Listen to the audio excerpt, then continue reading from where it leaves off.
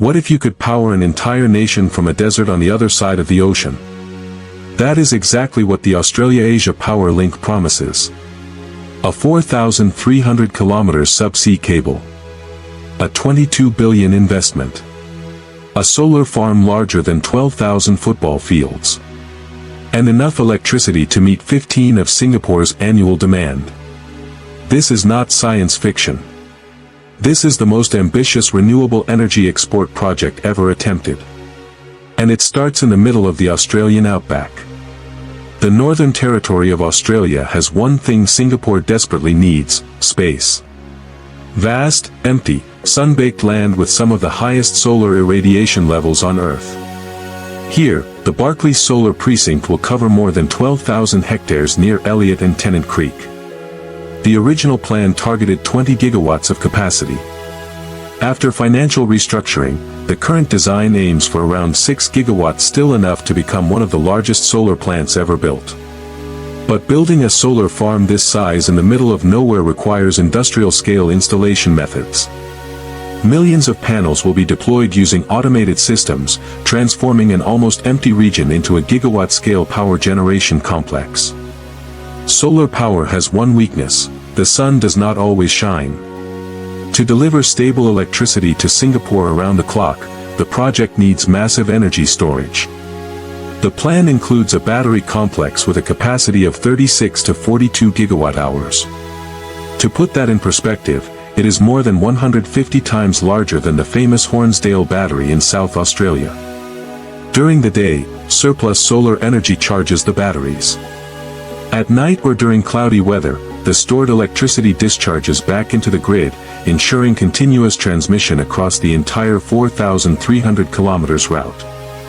Electricity from the solar precinct cannot reach the ocean directly.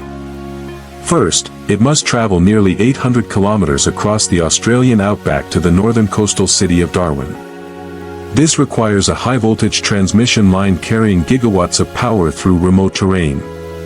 Part of this electricity will supply Darwin and the nearby Middle Arm region, which is being developed as a clean energy industrial hub. The remaining power continues its journey offshore. At Darwin, a large-scale HVDC converter station performs a critical transformation. The solar farm generates alternating current, AC. But transmitting AC over thousands of kilometers under the ocean would result in massive energy losses.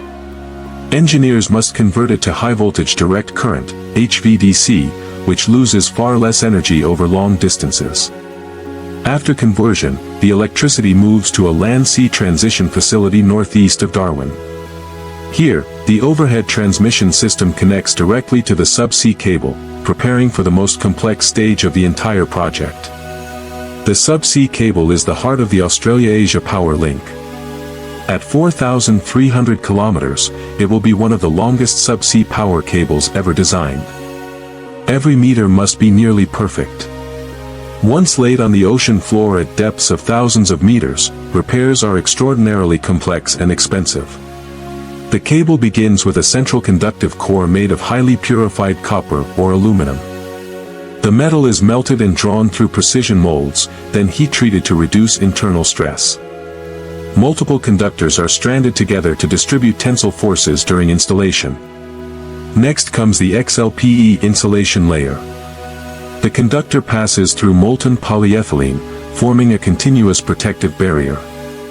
Even a microscopic air bubble or tiny crack can cause a section to be rejected because it could become the starting point of catastrophic failure decades later. Optical fibers are spirally arranged around the core for real-time monitoring. These fibers must flex during cable spooling and laying without experiencing dangerous stress. At the outermost layer, multiple polymer layers and steel armoring provide mechanical protection. In shallow waters, the armor is strengthened to resist ship anchors and fishing gear. In deep water, the armor is optimized to reduce weight while still withstanding immense pressure. Each kilometer of cable can weigh 100 to 130 tons. Manufacturing this much cable is not a supporting process, it is an independent industrial megaproject lasting years. Before a single cable can be laid, the entire 4,300 kilometers corridor from Darwin to Singapore must be thoroughly surveyed. Multi-beam sonar systems and seismic equipment map the seabed, identifying deep trenches, underwater rock formations, tectonic fault zones, and strong ocean currents. The route must also avoid major shipping lanes, fishing areas, and environmentally sensitive marine zones, especially while passing through Indonesian waters. Only after the survey is completed can installation begin. Specialized cable-laying vessels deploy each section along the predefined corridor. In shallow coastal waters, cables are typically buried inside pre-excavated trenches to reduce risk from anchors and fishing activity. The sections within Australian waters alone require approximately 2 months of construction time per cable route. The journey across Indonesian waters demands both technical and legal coordination between multiple countries. Each joint between cable segments must be watertight, electrically insulated, and pressure-resistant, tested to survive decades on the ocean floor. Once completed, this cable system will become one of the longest transoceanic power transmission corridors ever built. If a subsea power cable fails, time becomes the greatest enemy. The first step is locating the fault, usually by measuring signals from both ends. A specialized repair vessel is dispatched carrying positioning equipment, grappling tools, and remotely operated vehicles, ROVs. At great depths, humans cannot perform repairs directly. ROVs approach the cable, attach grappling hooks, and lift the damaged section to the ship's deck. Engineers cut out the faulty segment and splice the cable using specialized joints. In shallower waters, saturation divers may be deployed, specialists who live for days or weeks inside pressurized chambers to adapt to deep water conditions. Each repair operation costs millions of dollars and is an intense race against time to restore connectivity before economic losses spread. Unlike a domestic power project, the Australia-Asia Power Link is a cross-border energy system stretching through multiple exclusive economic zones. The biggest bottleneck lies in Indonesian waters, the mandatory corridor required to connect Australia with Singapore via the shortest route.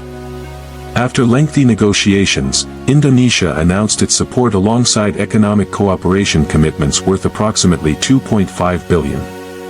The project also underwent financial restructuring in 2023, highlighting how transcontinental energy megaprojects depend heavily on political stability, regional cooperation, and long-term investment. The Australia-Asia Power Link is not just a subsea cable.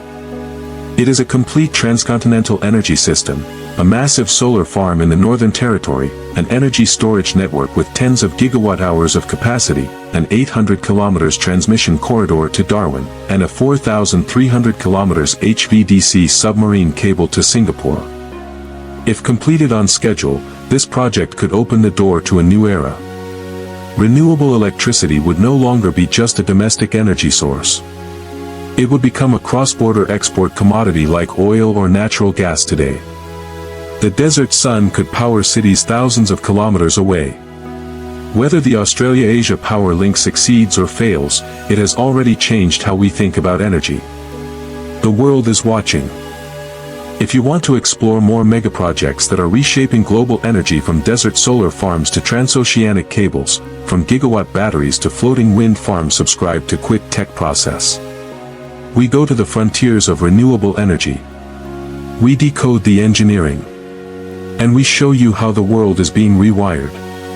Hit subscribe. Join the journey. The next energy revolution is already underwater.